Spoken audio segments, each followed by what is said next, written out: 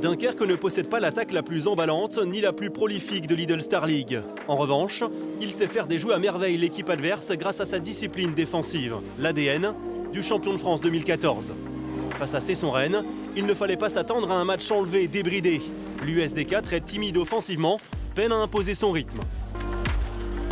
Et je pense qu'on a un peu pris ce match à la légère, on n'a pas mis les ingrédients nécessaires. La détermination, l'intensité qu'il faut pour jouer un match de ce niveau-là, même face à une équipe diminuée. Pour compenser leurs lacunes, les nordistes s'appuient sur une défense agressive et sur un Samir Belhassen encore solide pour dominer facilement des Bretons fragilisés par les absences. On aurait pu très bien tomber dans le piège ce soir. Certes, on a fait beaucoup d'efforts défensifs et heureusement, Samir fait une belle partie derrière.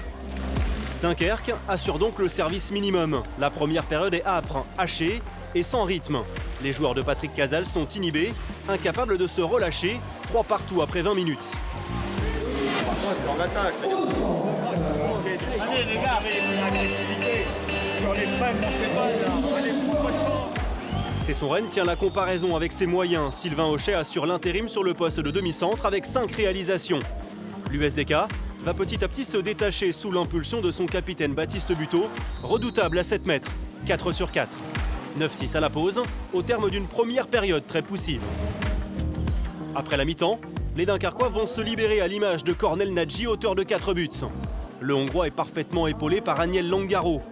Et sur jeu rapide, Florian Billan fait grimper l'écart pour garantir un 3e succès de rang au sien. Invaincu à domicile, Dunkerque signe son succès le plus large de la saison face à une équipe fortement diminuée, mais optimiste avant d'affronter Porto Combo. Avec la rentrée et l'arrivée de certains joueurs, je pense qu'on aura plus de possibilités pour gérer le match durant 1 heure. Pas sûr que Patrick Casals soit lui très enthousiaste après ce succès timide et avant de se frotter au PSG, son bourreau intraitable en Coupe de la Ligue.